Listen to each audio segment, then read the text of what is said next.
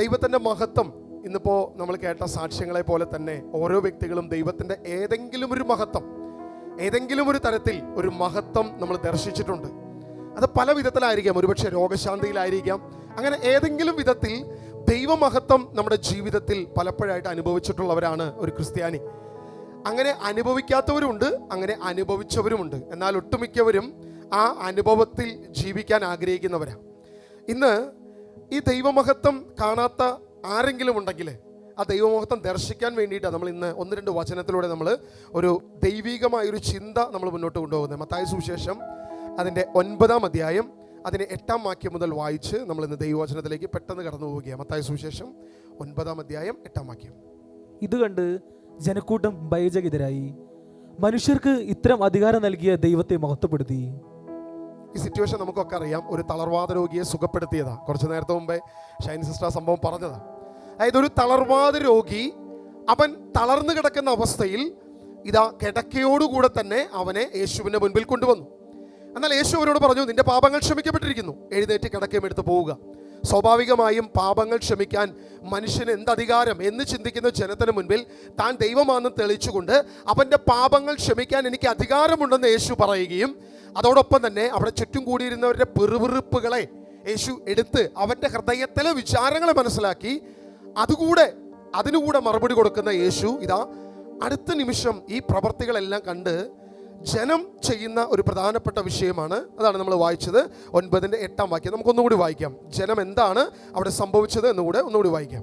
ഇത് കണ്ട് ജനക്കൂട്ടം ഭയചകിതരായി, ജനക്കൂട്ടം ദൈവത്തിന്റെ വൻ പ്രവൃത്തി കണ്ട് ഭയചകിതരായി, മനുഷ്യർക്ക് ഇത്തരം അധികാരം നൽകിയ ദൈവത്തെ മഹത്വപ്പെടുത്തി. അതായത് വലിയ അത്ഭുതം ചെയ്യാൻ ഇതാ മനുഷ്യർക്ക് അധികാരം നൽകിയ ദൈവത്തെ അവർ മഹത്വപ്പെടുത്തി. നിങ്ങൾ ശ്രദ്ധിക്കണേ, യേശു 2 പ്രാവശ്യം താൻ ദൈവമാണെന്ന് തെളിയിക്കുന്ന വാക്കുകൾ അവിടെ പറഞ്ഞു. പക്ഷെ ദൈവമാണെന്ന് അവർ വിശ്വസിച്ചില്ല. പകരം ഇങ്ങനെ ഇത്രയും വലിയ അത്ഭുതം ചെയ്യാനുള്ള കഴിവ് നൽകിയ ദൈവത്തെ മഹത്വപ്പെടുത്തി. യേശുവിനെ അവർ ദൈവമായിട്ട് അംഗീകരിച്ചില്ല. യേശു ദൈവമാണെന്നൊരു ചിന്ത പോലും അവർക്കുണ്ടായില്ല. അങ്ങനെ ഒരു വെളിപ്പാട് പോലും അവർക്ക് മനസ്സിലായില്ല. പക്ഷേ അവരെന്ത് ചെയ്തു? ദൈവത്തെ മഹത്വപ്പെടുത്തി. നമ്മളാണെങ്കിൽ എന്ത് ചെയ്യും? യേശുവിനെ മഹത്വപ്പെടുത്തും. ഇന്ന് നമ്മൾ കേരളത്തിലെ ആളുകളാണെങ്കിൽ എന്ത് ചെയ്യും? ആ വ്യക്തിയെ മഹത്വപ്പെടുത്തും. പക്ഷേ ഇവിടെ എല്ലാം സംഭവിക്കുന്നത് ദൈവത്തെ മഹത്വപ്പെടുത്തി. യേശുവിൻ്റെ കരങ്ങളിലൂടെ സംഭവിച്ച അത്ഭുതങ്ങളെ ഓർത്ത് ജനം ദൈവത്തെ മഹത്വപ്പെടുത്തി. വീണ്ടും മത്തായി സുവിശേഷം 15-ാം അധ്യായം 31-ാം വാക്യം. പെട്ടെന്ന് നമ്മൾ കുറച്ച് വചനത്തിലൂടെ ഒന്ന് ഓടിച്ചു പോയിട്ട് നമ്മൾ ആശയത്തിലേക്ക് പോവുകയാണ്. മത്തായി സുവിശേഷം 15-31. ഊമർ സംസാരിക്കുന്നതും വികലാംഗർ സുഖം പ്രാപിക്കുന്നതും മുടന്തർ നടക്കുന്നതും അന്തർ കാഴ്ച പ്രാപിക്കുന്നതും കണ്ട് ജനക്കൂട്ടം വിസ്മയിച്ചു. അവർ ഇസ്രായേലിന്റെ ദൈവത്തെ മഹത്വപ്പെടുത്തി. അവിടെ കുറച്ചുകൂടി ക്ലാരിറ്റി ഉണ്ട്. അവർ ആരെയാണ് മഹത്വപ്പെടുത്തിയത്? അവർ ഇസ്രായേലിന്റെ ദൈവത്തെ മഹത്വപ്പെടുത്തി. അന്തരത കാണുന്നു, ഊമരുണ്ട്, വികലാംഗരുണ്ട്, മുടന്തരായ, അങ്ങനെ പലവിധ രോഗത്താൽ ഭാരപ്പെടുന്ന ജനമുണ്ട്. പക്ഷെ ഇവരുടെ എല്ലാ മേഖലയും സൗഖ്യപ്പെടുത്തിയ യേശുവിനെ അല്ല അവർ മഹത്വപ്പെടുത്തിയത്. യേശുവിനെ അല്ല അവർ വാഴ്ത്തിയത്, പുകഴ്ത്തിയത്. പകരം ആരെയാണ്? ഇസ്രായേലിന്റെ ദൈവത്തെ അവർ മഹത്വപ്പെടുത്തി. അവിടെയും എന്തുകൊണ്ട് ഈ ജനത്തിന്റെ മനോഭാവം ഇങ്ങനെ എന്നുള്ളത് നമ്മളൊന്ന് ചിന്തിക്കണം. അതായത് നമ്മളാണെങ്കിൽ എന്ത് ചെയ്യും? ആ വ്യക്തി ഇപ്പം പെട്ടെന്നൊരു അത്ഭുതം ചെയ്യുകയാണ്. ഒരാൾ പെട്ടെന്ന് തളർന്നു കിടക്കുന്ന ഒരാളെ എഴുന്നേൽപ്പിക്കുന്നു. എല്ലാവരും ആ വ്യക്തിയുടെ പിന്നാലെ പോകും. എത്ര പേര് ഈ കാഴ്ച കണ്ട് ദൈവത്തെ മഹത്വപ്പെടുത്തും? ഈ കാഴ്ച കണ്ട് ദൈവത്തെ മഹത്വപ്പെടുത്തണമെങ്കിൽ ഒരു ക്വാളിറ്റി വേണം.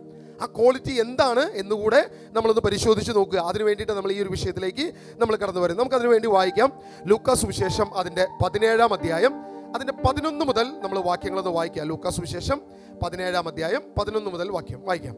ജെറുസലേമിലേക്കുള്ള യാത്രയിൽ അവൻ സമരിയയ്ക്കും ഗലീലിയയ്ക്കും മധ്യേ കടന്നു പോവുകയായിരുന്നു. അവനൊരു ഗ്രാമത്തിൽ പ്രവേശിച്ചപ്പോൾ അകലെ നിന്നിരുന്ന 10 കുഷ്ഠരോഗികൾ അവനെ കണ്ടു. ഇവിടെ ഒരാളെ അല്ല കാണുന്നത്, 10 കുഷ്ഠരോഗികളെ കാണുക. ഒരു സമൂഹത്തെ തന്നെ. ഇവിടെ എന്താ കുഷ്ഠരോഗികൾ ഒരുമിച്ച് നിൽക്കുന്ന എന്നൊരു ചിന്ത ഒരു പക്ഷേ ചിലർക്ക് ഉണ്ടാകാം. പലപ്പോഴും യേശുക്രിസ്തുവിൻ്റെ വിശുദ്ധ ബൈബിൾ വായിച്ചിട്ട് പല വ്യക്തികളും വിമർശിക്കുന്നത് ഞാൻ ശ്രദ്ധിച്ചിട്ടുണ്ട്. അതായത് അത്ഭുതം അവർക്ക് ഉൾക്കൊള്ളാൻ സാധിക്കുന്നില്ല, അടയാളങ്ങൾ അവർക്ക് ഉൾക്കൊള്ളാൻ സാധിക്കുന്നില്ല. അപ്പോൾ അതിനെന്ത് ചെയ്യും?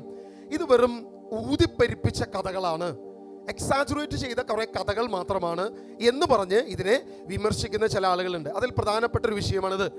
എങ്ങനെയാണ് ഈ 10 കുഷ്ഠരോഗികൾ അവിടെ ഒരുമിച്ച് വന്നത്? ഇതെന്താ കുഷ്ഠരോഗികളുടെ സംസ്ഥാന സമ്മേളനമോ?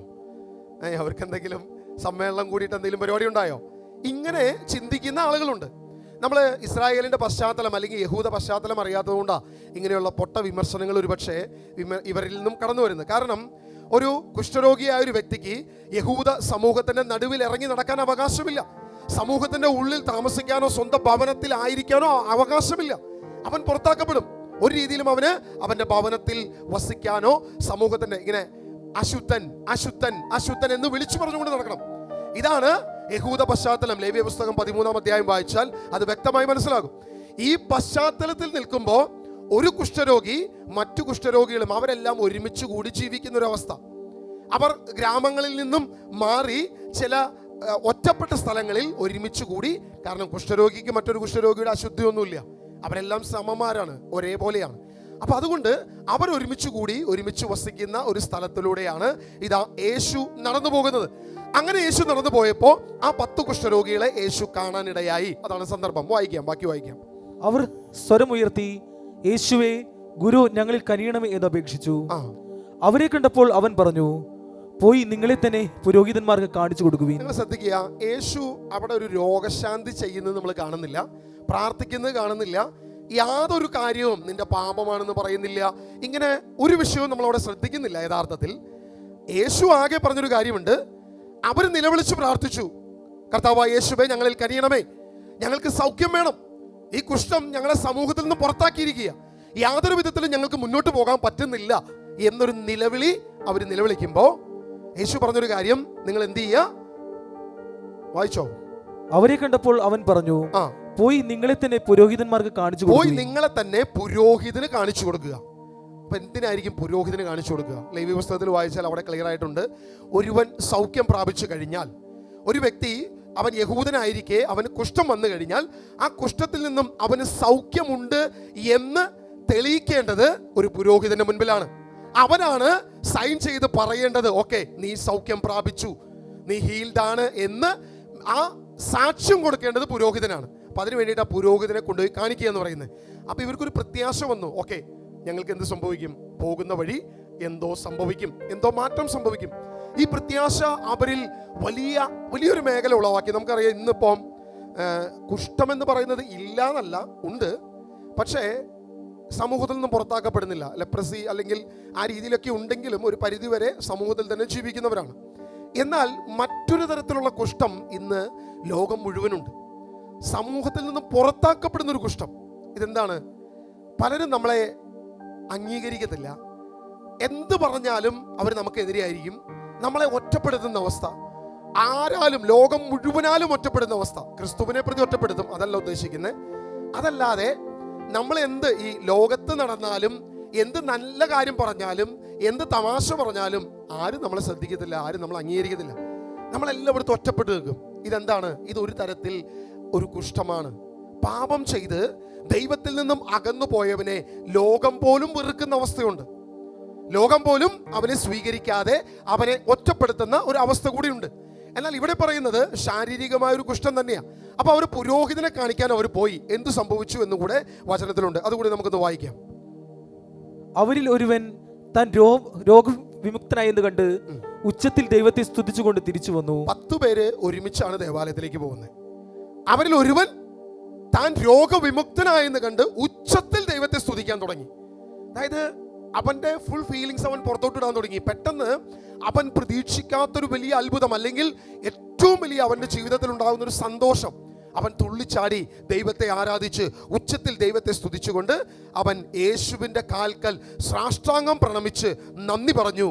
അവനൊരു സമരിയാക്കാരനായിരുന്നു. ദൈവവചനം വ്യക്തമായിട്ട് പറയുകയാണ്, അവനൊരു സമരിയാക്കാരനായ ഒരു വിജാതീയ തരത്തിൽ ഉള്ള ഒരു വ്യക്തിയാണ്. അത് യേശു പിന്നീട് അടുത്ത വാക്യം കൂടി, 17-ാം വാക്യം കൂടി നമുക്കൊന്ന് വായിക്കാം. യേശു ചോദിച്ചു 10 പേരിൽ സുഖപ്പെട്ടത് ബാക്കി 9 പേർ എവിടെ? ബാക്കി 9 പേർ എവിടെ? നോർമൽ ഒരു ക്വസ്റ്റ്യൻ ആണ്. എടാ, 10 പേരല്ലേ സുഖപ്പെട്ടത്, അപ്പൊ പോയ 9 പേരും സുഖപ്പെട്ടു എന്നുള്ളത് ആരാ അവിടെ സാക്ഷ്യപ്പെടുത്തിയേ? യേശു സാക്ഷ്യപ്പെടുത്തി. തിരിച്ചു വന്ന ഒരുവന് മാത്രമല്ല സൗഖ്യമുണ്ടായത്, നടന്നുപോയ 10 പേർക്കും ഒരുപോലെ സൗഖ്യമുണ്ടായിരുന്നു എന്ന് യേശു പറഞ്ഞു. തൊട്ടടുത്ത വാക്യം 18-ാം വാക്യം വായിക്കുമ്പോൾ, ഈ വിജാതീയനല്ലാതെ മറ്റാർക്കും തിരിച്ചു വന്ന് ദൈവത്തെ മഹത്വപ്പെടുത്തണം എന്ന് തോന്നിയില്ലേ? നിങ്ങൾ ശ്രദ്ധിക്കണേ, യേശു എന്താ പറഞ്ഞു വിട്ടത്? നിങ്ങൾ എവിടെ പോകണം? ദേവാലയത്തിൽ പോകണം, പുരോഹിതനെ കാണിച്ചു കൊടുക്കണം. നിങ്ങളെ തന്നെ കാണിച്ച്, പുരോഹിതനെ കാണിച്ചാൽ മാത്രം പോരാ, ദൈവത്തിന് നന്ദി അർപ്പിച്ചുകൊണ്ട് അവൻ ബലിയർപ്പിക്കണം. കുഷ്ഠരോഗിയാകട്ടെ അവന്റെ കുഷ്ഠം മാറിയതിനെ പ്രതി നന്ദി അർപ്പണം, ബലിയർപ്പണം തന്നെ നടത്തണം. എവിടെ? ജെറുസലേം ദേവാലയത്തിൽ. നമ്മളിപ്പോൾ ഈ സിറ്റുവേഷൻ, യേശു ക്രിസ്തുവിന്റെ ഈ പരസ്യ ജീവിത കാലത്ത് ദൈവം ഇരിക്കുന്ന സ്ഥലം എവിടെയാണ്? ജെറുസലേം ദേവാലയം അല്ലേ? യാതൊരുവിധ ചിന്തയിലും മാറ്റമില്ലല്ലോ. ജെറുസലേം ദേവാലയത്തിലാണ് ദൈവം ഇരിക്കുന്നത്. കാരണം യേശു പറഞ്ഞു ദേവാലയത്തിൽ പോയി കാണിക്കാനാണ് പറഞ്ഞത്. പക്ഷേ 18-ാം വാക്യത്തിൽ യേശു പറയുക, ഈ വിജാതീയരല്ലാതെ മറ്റാർക്കും തിരിച്ചു വന്ന് ദൈവത്തെ മഹത്വപ്പെടുത്തണം എന്ന് തോന്നിയില്ലേ എന്ന ചോദ്യം യേശു ചോദിക്കുമ്പോൾ ആരാണ് ദൈവം? ദൈവം എവിടെയാണ് ഇരിക്കുന്നത്? ദേവാലയത്തിലാണോ ദൈവം ഇരിക്കുന്നത്? അതെയോ തിരിച്ചു വന്നവനെ ശ്ലാഘിക്കുകയും അവനെ പ്രശംസിക്കുകയും ചടങ്ങ് നടത്താൻ കടത്ത് കഴിക്കാൻ പോയ 9 എണ്ണത്തിനെയും നീ പോയത് ദൈവത്തിന്റെ അടുത്തോട്ടാണോ എന്ന് ചോദിക്കുന്ന ദൈവത്തെ നമ്മൾ കാണുന്നത്? ഇത് 2 സ്ഥലത്തും ദൈവമുണ്ട് എന്നാണ് പറഞ്ഞു വരുന്നതെങ്കിൽ കർത്താവ് ഈ ചോദ്യം ഇങ്ങനെ ചോദിക്കരുത്. എടാ, എൻ്റെ കരങ്ങളിലൂടെ ദൈവം പ്രവർത്തിച്ചുകൊണ്ട് എൻ്റെ അടുത്ത് നന്ദി പറഞ്ഞിട്ടല്ലേ നീ ജെറുസലേം ദേവാലയത്തിൽ പോയി നന്ദി പറയണ്ടേ എന്ന് ചോദിക്കണമായിരുന്നു. എന്നാൽ കർത്താവ് പറഞ്ഞത് വളരെ ക്ലാരിറ്റിയോടുകൂടി തന്നെയാ. 9 പേര് സുഖപ്പെട്ടിട്ട് അവരെവിടെ? ദൈവത്തെ മഹത്വപ്പെടുത്താൻ, അതായത് എന്നെ മഹത്വപ്പെടുത്താൻ, എൻ്റെ കാൽക്കൽ വീഴാൻ ഈ ഒരുവനായ വിജാതീയനല്ലാതെ മറ്റാരും ഉണ്ടായില്ലല്ലോ എന്നാണ് യേശു കറക്റ്റായിട്ട് ചോദിച്ചത്. പലരും ചോദിക്കും, യേശു താൻ ദൈവമാണെന്ന് പറഞ്ഞിട്ടുണ്ടോ? യേശു താൻ ദൈവമാണെന്ന് തൻ്റെ പരസ്യ ജീവിതത്തിൽ പറഞ്ഞിട്ടുണ്ടോ? വളരെ ക്ലിയർ ആയിട്ട് യേശു പറയുക, എൻ്റെ കരങ്ങളിലൂടെ സംഭവിച്ച ഈ പ്രവൃത്തി അത് ദൈവിക പ്രവൃത്തിയാ. കാരണം താൻ ദൈവമാ. എന്നെ മഹത്വപ്പെടുത്താൻ ഒരുവന് പോലും തോന്നിയില്ലല്ലോ. ഈ ഒരുത്തനല്ലാതെ ബാക്കി 9 എണ്ണം പോയി അവിടെ പോയി ചടങ്ങ് കഴിക്കാൻ പോയേക്കാല്ലേ? എന്ത് കാര്യത്തിനാവും പോയിരിക്കുന്നത്? ഇത് കർത്താവ് കറക്റ്റായിട്ട് അവരോട് ചോദിക്കുക. നമ്മൾ ഒരു ഫ്ലാറ്റായിട്ട് ഈ വചനം വായിച്ചാൽ നമുക്കത് മനസ്സിലാവില്ല. പക്ഷേ ഇതിൻ്റെ മുൻപും പിൻപും മനസ്സിലാക്കിയിട്ട് നമ്മൾ പോയി കഴിഞ്ഞാൽ ഈ കാര്യം വളരെ ക്ലിയറാണ്. അടുത്ത വാക്യം കൂടി, 19-ാം വാക്യം കൂടി വായിച്ചോ. അനന്തരം യേശു അവനോട് പറഞ്ഞു, എഴുന്നേറ്റ് പോയിക്കൊള്ളുക, നിന്റെ വിശ്വാസം നിന്നെ രക്ഷിച്ചിരിക്കുന്നു. ബാക്കി 9 പേർക്ക് എന്ത് സംഭവിച്ചു നമുക്ക് അറിയത്തില്ല. അവർ പോയിട്ടുണ്ടാവാം, അവര് കടത്ത് കഴിച്ചിട്ടുണ്ടാകാം, ചിലപ്പോൾ നേർച്ചയും ബലിയും ഒക്കെ അർപ്പിച്ചിട്ടുണ്ടാകാം. ഇനി എന്തൊക്കെ നടന്നത് നമുക്കറിയത്തില്ല. എന്തായാലും യേശു പറഞ്ഞൊരു കാര്യമുണ്ട്, എഴുന്നേറ്റ് പോവുക, നിന്റെ വിശ്വാസം നിന്നെ രക്ഷിച്ചിരിക്കുന്നു. കാരണം തൻ്റെ ദൈവത്തെ തിരിച്ചറിഞ്ഞവനെ വിജാതീയനാണ്. എന്നാൽ ആ 9 പേരായ ഇസ്രായേൽ ജനത്തിന് യേശുവിൻ്റെ ദൈവത്തെ തിരിച്ചറിയാൻ സാധിച്ചില്ല. ഇതിനും ഒരു കാരണമുണ്ട്. നമ്മൾ നേരത്തെ വായിച്ച 2 വചനങ്ങളും അവർ ദൈവത്തെ മഹത്വപ്പെടുത്തി, യേശുവിനെ മഹത്വപ്പെടുത്തിയില്ല. ഈ 9 യഹൂദരായിട്ടുള്ള ആളുകളും യേശുവിനെ മഹത്വപ്പെടുത്തിയില്ല. എന്നാൽ വിജാതീയനായവൻ യേശുവിനെ മഹത്വപ്പെടുത്താൻ തിരിച്ചു വരികയും ചെയ്തു. ഇതിനും വ്യക്തമായൊരു കാരണമുണ്ട്. നമുക്കൊരു 1-2 വചനം കൂടി വായിച്ചിട്ട് നമുക്കതിലേക്ക് കടന്നു വരാം. ലൂക്കാസ് സുവിശേഷം 18-ാം അധ്യായം അതിൻ്റെ 43-ാം വാക്യം നമുക്കൊന്ന് വായിക്കാം.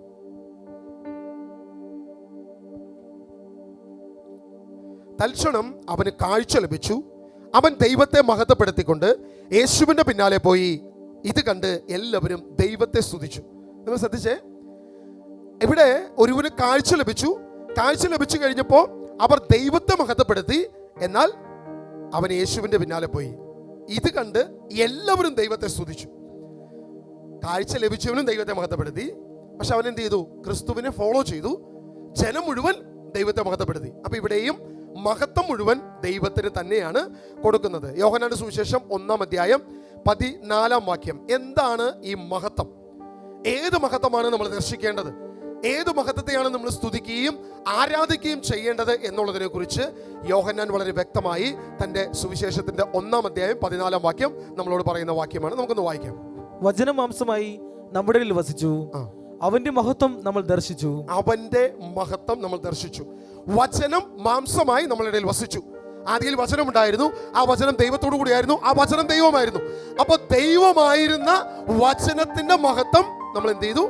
നമ്മൾ ദർശിച്ചു എന്നാണ് ആദ്യത്തെ വാക്യത്തിൽ അവിടെ പറഞ്ഞിരിക്കുന്നത്. നിങ്ങൾ ശ്രദ്ധിക്കുക, യേശുവിനെ എന്തുകൊണ്ട് അവർ സ്തുതിച്ചില്ല, ആരാധിച്ചില്ല എന്നുള്ളൊരു ക്വസ്റ്റ്യൻ ആണ്. പക്ഷെ എങ്കിൽ പോലും ഒരു മഹത്വം നമ്മൾ കാണണം, ഒരു മഹത്വം നമ്മൾ ദർശിക്കണം. വീണ്ടും അടുത്ത വാക്യം കൂടി അതിന്റെ ബാക്കിയും കൂടി വായിക്കാം നമുക്ക്. കൃപയും സത്യവും നിറഞ്ഞതും പിതാവിന്റെ ഏകജാതന്റേതും മഹത്വം. പിതാവിന്റെ ഏകജാതന്റേതുമായ മഹത്വം, കൃപയും നിറഞ്ഞത് സത്യം നിറഞ്ഞതുമായ ആ യേശുവിന്റെ മഹത്വം. ഇതെന്താണെന്നുള്ളത് യഥാർത്ഥ മഹത്വം യഥാർത്ഥത്തിൽ ദർശിക്കുന്നത് മത്തായി, മർക്കോസ്, ലൂക്കോസ് 3 സുവിശേഷങ്ങൾ വായിക്കുമ്പോൾ മലയുടെ മുകളിൽ അവർ രൂപാന്തരപ്പെട്ടു. ഇതിനെക്കുറിച്ച് പത്രോസ് തന്റെ ലേഖനത്തിൽ പറയുന്നുണ്ട്, ആ മലയിൽ ഞങ്ങൾ ഉണ്ടായിരുന്നു, അവന്റെ ശബ്ദം ഞങ്ങൾ കേട്ടു, ദൈവത്തിന്റെ മഹത്വം ഞങ്ങൾ ദർശിച്ചു.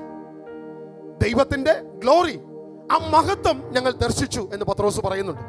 മത്തായിയും മർക്കോസും ലൂക്കോസും ദൈവത്തിന്റെ ഈ മഹത്വത്തെക്കുറിച്ച് തന്റെ സുവിശേഷങ്ങളിൽ ഏറ്റവും അവസാനം ആ താബോർ മലയിൽ ഉണ്ടായിരുന്ന ആ സിറ്റുവേഷൻ വെളിപ്പെടുത്തുമ്പോൾ പറയുന്നതെങ്കിലും യോഹന്നാനാകട്ടെ യേശുവിന്റെ ദൈവത്വത്തെക്കുറിച്ച് വചനത്തിൽ തുടങ്ങുമ്പോൾ തന്റെ സുവിശേഷത്തിന്റെ ആരംഭത്തിൽ തന്നെ പറയുകയാണ്, ഇതാ ദൈവത്തിന്റെ മഹത്വം നമ്മൾ ദർശിച്ചു.